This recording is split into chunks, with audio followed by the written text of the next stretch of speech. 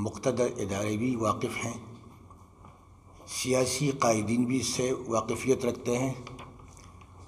لیکن میں سمجھتا ہوں کہ سب سے زیادہ ان حالات سے اگر کوئی متاثر ہے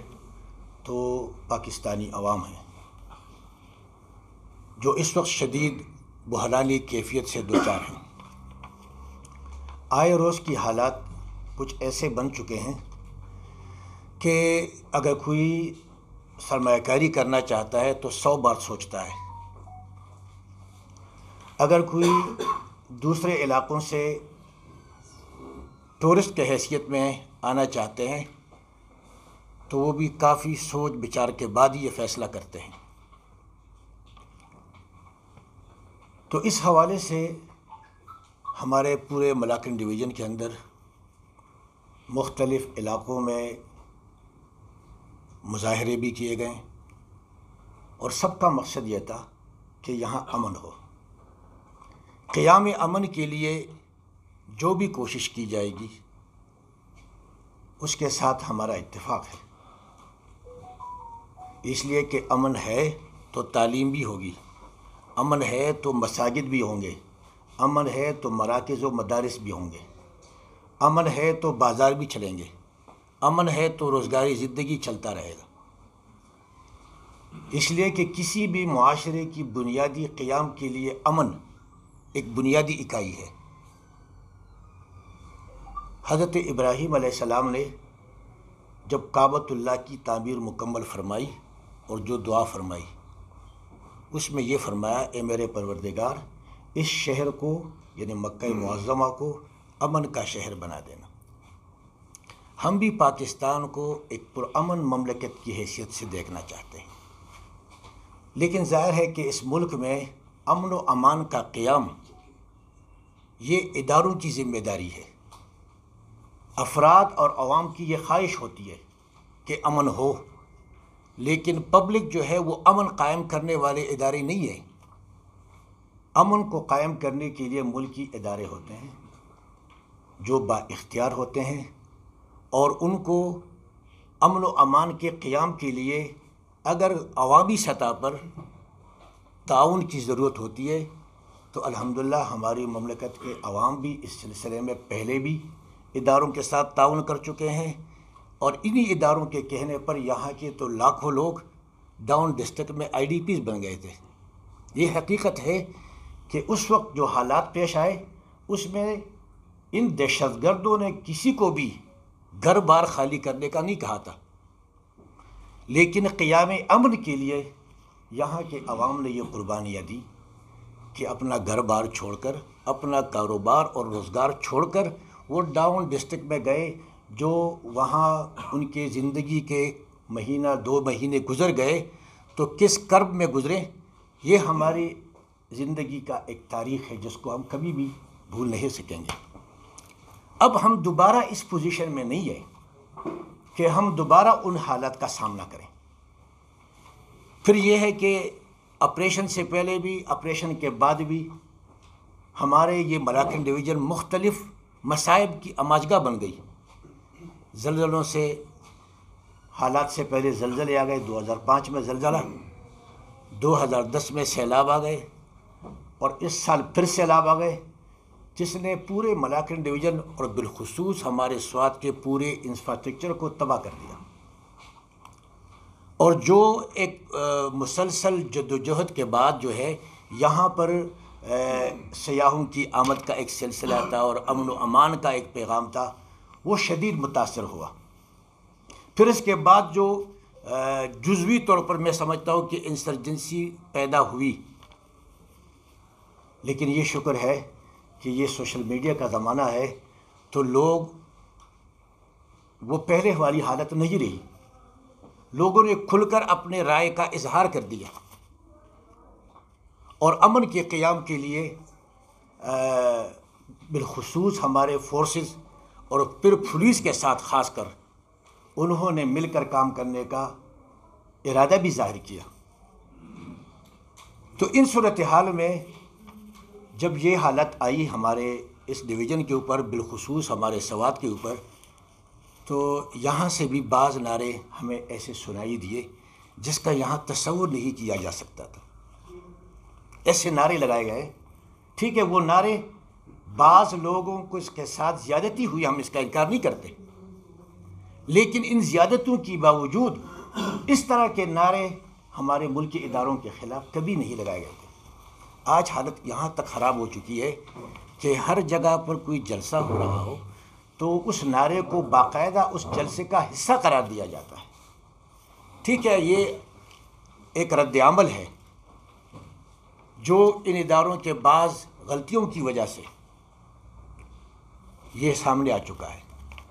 لیکن اس کو دبانے سے زیادہ بہتر میرا خیال یہ ہے کہ مناسب طریقہ یہ ہے کہ وہ خامیاں کیا تھیں، وہ کیا کمزوریاں تھیں جس کی بنیاد پر اس طرح کے نعرے بھی یہاں کے پرامن مٹی سے بلند ہونا شروع ہو گئے. ان اسباب اور عوامل پر اداروں کو غور کرنا چاہیے، ورنہ خدا نہ کرے ایسا نہ ہو یہ ملک ہمارا ہے. یہ اداروں کا ملک نہیں ہے. ہاں، یہ ادارے اس ملک کی بقا کے لیے ضروری ہے. اگر وہ اپنے آئینی دائرۂ اختیار کے اندر رہ کر کام کریں گے. ہمارے ڈسپلن فورسز ہیں، ان کی اپنی ذمہ داری ہے، ایک مخصوص ڈسپلن کے اندر ذمہ داریاں ہیں. اس ڈسپلن کے مطابق چلیں گے تو ان سے امن ہی پھیلے گا. اگر کوئی بھی شخص اپنے ڈسپلن کے مطابق نہیں چلے گا اور ہر آدمی یہ ڈنڈا اٹھا کے کہ میں امن کے قیام کا ٹھیکیدار بنا ہوا ہوں، میں نے ٹھیکہ لے رکھا ہے، تو اس سے امن تو قائم نہیں ہوگا. کہ قیام امن کے لیے ہر ملک میں ادارے ہوا کرتے ہیں. ان اداروں کو امن کے قیام کے طریقہ کار میں ہم تجویز دے سکتے ہیں، لیکن قانون تو دستور موجود ہے. اس مملکت کو آپس میں ایک دوسرے کے ساتھ ان اکائیوں کو مربوط کرنے کے لیے ہمارے ملک کا آئین موجود ہے، اور آئین میں تمام اداروں کا طریقہ کار اور اس کی محدودیت جو ہے وہ بھی متعین کی گئی ہے. تو اس کی پابندی ہونی چاہیے. اگر ہم تحقیق اور تفتیش کیے بغیر کسی کے کہنے پر بھی وہی بات کہنا شروع کر دیں جس کی حقیقت کا ہمیں کوئی ادراک نہیں ہے، تو یہ شرعی طریقے سے ممنوع ہے. قرآن کریم میں اللہ سبحانہ و تعالیٰ نے ارشاد فرمایا کہ یا ایھا الذین آمنوا ان جاءکم فاسق بنبأ فتبینوا، اے مومنو، تمہارے پاس کوئی فاسق کوئی خبر لے کر آ جائے تو تم خوب اچھی طرح سے تحقیق کرو. ایسا نہ ہو کہ بغیر تحقیق کے تم ان کی بات کے ساتھ مل جاؤ، اس کو اپنا نعرہ بنا دو، نکل جاؤ. کہیں ایسا نہ ہو کہ بڑی خرابی کا یہ پیش خیمہ بن جائے. تو اب مسئلہ یہ ہے کہ ٹھیک ہے، بعض لوگوں کے سیاسی مفادات بھی ہوں گے جس سے کسی کو روکا نہیں جا سکتا. ہر جماعت کے اپنی مفادات ہوتے ہیں، اپنے طریقہ کار، اپنا دستور ان کا ہوتا ہے، اس کے مطابق وہ چلتے رہتے ہیں. ہم ایک کسی سیاسی پارٹی سے وابستگی سے بالاتر ہو کر، میرا ذاتی طور پر کسی جماعت سے کوئی سیاسی وابستگی نہیں، الحمدللہ میں بہت آگے جا چکا ہوں اس میں، لیکن اب میں کسی سیاسی جماعت کا باقاعدہ رکن نہیں ہوں، اور نہ مستقبل قریب میں ایسا کوئی ارادہ ہے. میں سمجھتا ہوں کہ یہ ملک ہے تو ہم سب ہوں گے. اس میں آج ہم حکومت کے خلاف بھی بولتے ہیں، کوئی بھی حکومت ہو، ہم بولتے ہیں ڈنکے کی چوٹ پہ بولتے ہیں، کوئی ہمیں روکنے والا نہیں ہے. اس لیے کہ یہاں اظہار رائے کی ایک آزادی ہے، اگرچہ وہ محدود ہی ہم سمجھتے ہیں، لیکن پھر بھی اظہار رائے کی آزادی ہے. میں کسی بھی جماعت پر سیاسی بنیادوں پر، دلیل کی بنیاد پر اگر کوئی تعمیری تنقید کرنا چاہتا ہوں تو یہ میری اس کے ساتھ دشمنی کی دلیل نہیں ہے. تو اس طرح سیاسی جماعتوں کے اکابرین ہیں ہمارے، چاہے کسی بھی جماعت سے ان کا تعلق ہو، لیکن ان کو بھی یہ بات جو ہے ذہن نشین کرنی چاہیے کہ بھائی میرے سیاسی سرگرمیوں کا مرکز پاکستان ہے، اسلامی جمہوریہ پاکستان میرے سیاسی سرگرمیوں کا مرکز اور محور ہے. تو کیا میں جو کچھ یہاں کر رہا ہوں اس ملک کا آئین مجھے اس کی اجازت دیتا ہے؟ آپ ہندوستان کے اندر یہ سیاست نہیں کر رہے ہیں، اور نہ ہندوستان میں ہم جیسے لوگ جو ہیں وہ کسی سیاسی پارٹی کو رجسٹر کر سکتے ہیں۔ جتنی سیاسی پارٹیاں پاکستان کے اندر الیکشن کمیشن کے پاس رجسٹر ہے، شاید دنیا میں کہیں بھی اتنی سیاسی پارٹیاں نہیں ہے، اگرچہ وہ ممالک ہمارے ہاں بہت زیادہ مقدار میں آبادی کے لحاظ سے ہم سے بہت زیادہ ہوں گی، لیکن ایسا نہیں ہے۔ تو اب جتنے لیڈر ہیں سب نے اپنی اپنی پارٹی بنا رکھی ہے، ڈیڑھ اینٹ کی مسجد بنائی ہوئی ہے۔ اس سے لوگ جو ہیں اور زیادہ متفرق ہو گئے ہیں اور ان کے ذہنوں میں اور زیادہ تشویش پیدا ہو گئی ہے۔ اب سیاسی وابستگی کی بنیاد پر ایک جماعت کا دوسرے جماعت کے ساتھ اختلاف ہونا اگر تعمیری بنیاد پر ہو تو یہ کوئی معیوب بات نہیں ہے، لیکن اگر ایک دوسرے کے خلاف ہم اس لیے لڑ رہے ہیں کہ کوئی اس ملک کی مفادات کو پیش نظر رکھ کر بات کرتا ہے تو اس کو بس اداروں کا ایجنٹ ہی قرار دے، یہ مناسب نہیں ہے۔ اگر میں پاکستان کے اندر رہ رہا ہوں اور مجھے پاکستان کی مٹی سے اور پاکستان کی دھرتی سے محبت ہے تو حب الوطن من الایمان، اپنے ملک اور مٹی سے محبت رکھنا ایمان کا حصہ ہے، میں اس کو کیسے چھوڑ سکتا ہوں؟ پھر یہ ہے کہ ہم لیڈروں کی بات نہیں کریں گے، ہم عام پبلک اور عوام کی بات کرتے ہیں۔ عوام کو یہی جینا ہے، یہاں مرنا ہے، یہاں دفن ہونا ہے اور یہیں پر اس کو کھانا پینا اور حلال روزگار یہیں پر کرنا ہے۔ لیڈر تو کہیں بھی جا سکتے ہیں، ان کو کوئی ٹینشن نہیں ہے، ان کے لیے بڑے بڑے محلات بھی بنے ہوئے ہیں، بڑی بڑی گاڑیاں بھی ان کا انتظار کرتے ہیں۔ مسئلہ تو ہمارا ہے، ہم تو کہیں نہیں جاتے، یہ ملک ہمارا ہے اور گویا کہ اس ملک کے رکھوالی کی جو ذمہ داری ہوتی ہے بحیثیت ایک فرد کے،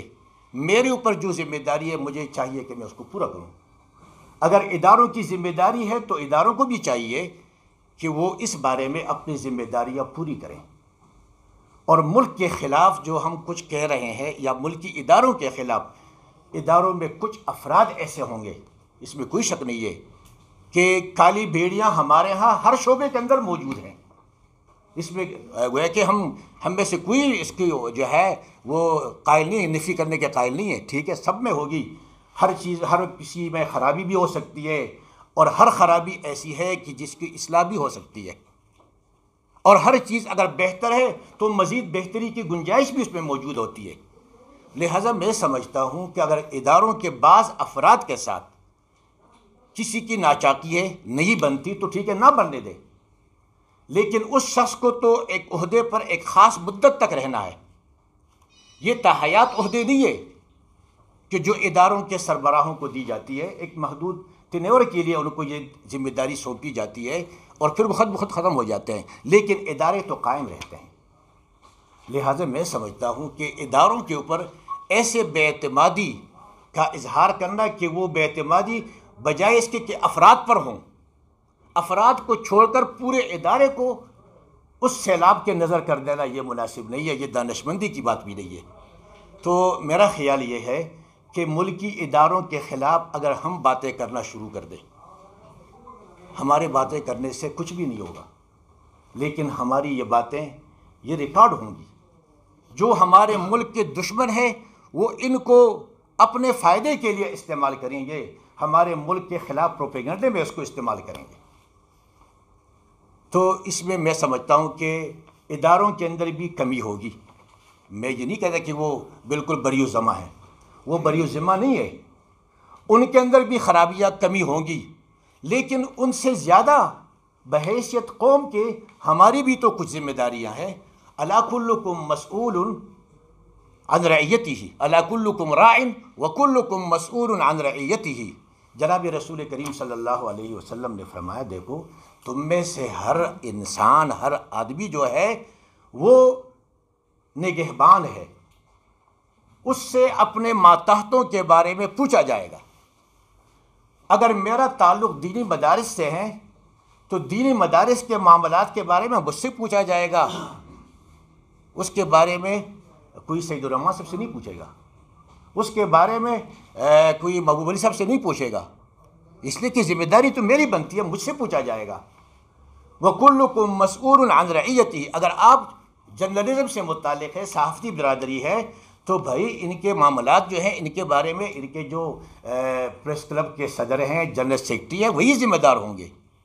اور سب کی ذمہ داری ان پر عائد ہوتی ہے۔ تو میں سمجھتا ہوں کہ میرے اوپر بھی کچھ ذمہ داری ہے ایک پاکستانی شہری ہونے کی وجہ سے، چاہے میرا تعلق کسی جماعت سے ہو یا نہ ہو، لیکن ایک بنیادی اکائی اس قوم کا میں ہوں۔ فرد قائم ربط ملت سے ہے تنہا کچھ نہیں، موج ہے دریا میں اور بیرون دریا کچھ نہیں۔ تو بھائی ہماری ایک حیثیت ہے اس ملک کے اندر، ہر شہری کی حیثیت ہے۔ اگر ہر شہری اس بات کو طے کر دے اور یہ فیصلہ کر دے کہ بھائی میں نے اس ملک میں اپنے حصے کا امن قائم کرنا ہے، اپنے گھر کے اندر، اپنے محلے کے اندر، اپنے گاؤں کے اندر میں یہ کچھ کر سکتا ہوں تو مجھے کرنا چاہیے۔ میرے محلے کے قیام امن کے لیے فورسز بھیجنے کی ضرورت نہیں ہے، یہ ہماری اپنی ذمہ داری بنتی ہے۔ ہاں اگر کوئی برائی ایسی ہے جو میرے طاقت سے باہر ہے تو پھر ظاہر ہے کہ ادارے ہیں، ان کی مدد لی جا سکتی ہے۔ تو میں سمجھتا ہوں کہ ان حالات میں اپنے ملک کے اداروں کے خلاف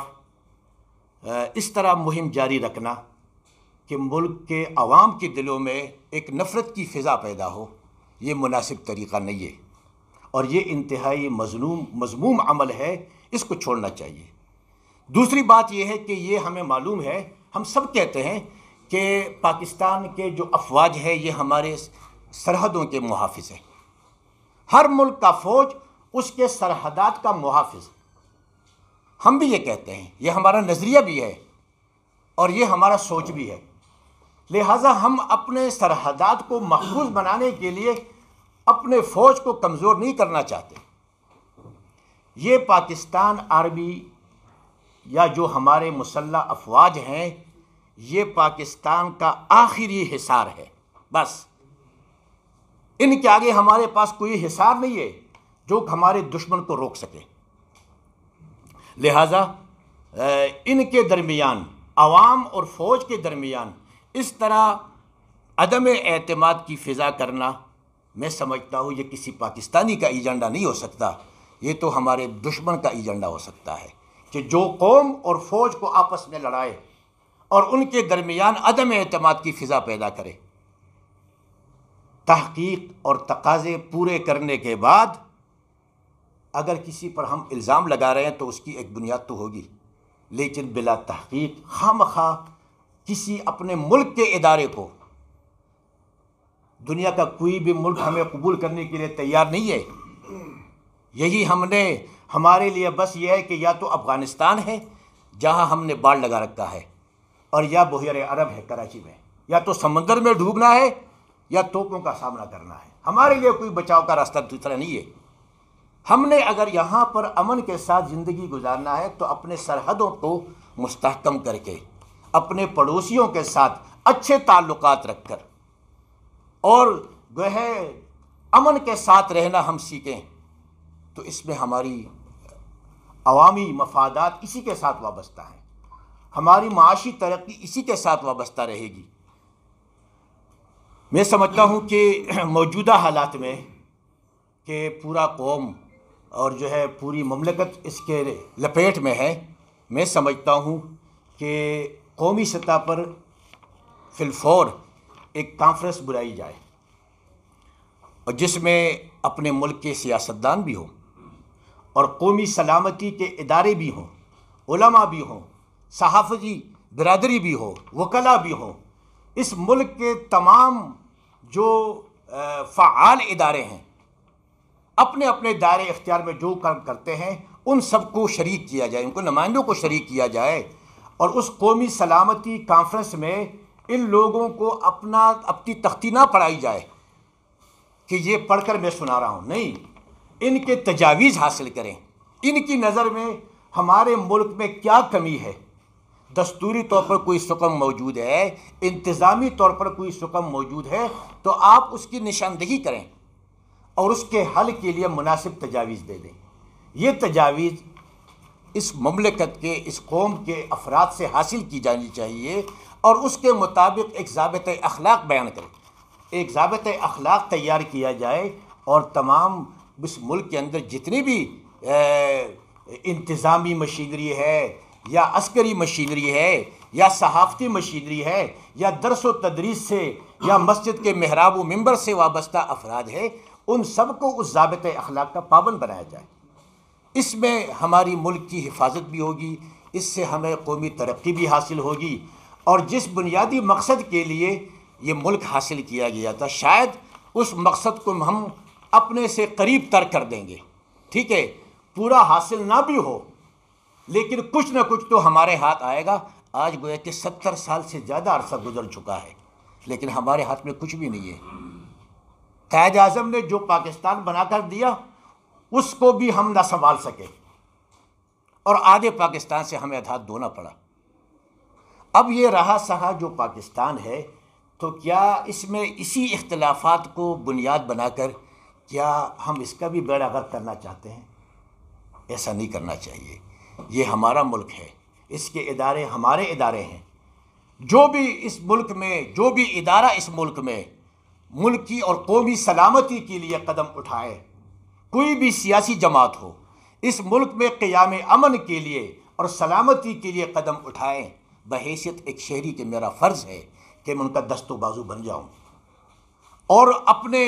ارد گرد کے ماحول میں لوگوں کو یہ بات سمجھا دوں کہ بھائی ہمیں ایسا نہیں کرنا چاہیے، ہمیں اپنے ملک کی دشمنی خود نہیں کرنی چاہیے، اس ملک کے دشمنوں سے ہم نے لڑنا ہے۔ یہ ادارے تو ہمارے تعاون کے لیے ہیں، اگر ادارے اور عوام کے درمیان یہ خلیج اور یہ دوری پیدا ہو گئی تو پتہ نہیں پھر کیا ہوگا۔ سب کچھ ہوگا لیکن ہم نہیں ہوں گے پھر۔ تو اللہ سبحانہ و تعالی ہم سب کو اس مملکت کی حفاظت اور اس کی خدمت کرنے کی توفیق عطا فرمائے۔ دا زما بعضې ملګرو ماته وویل، محبوب علي صاحب او نور ملګرو ماته دا خبره وکړه چې زموږ دلته د پښتو چینلې هم دي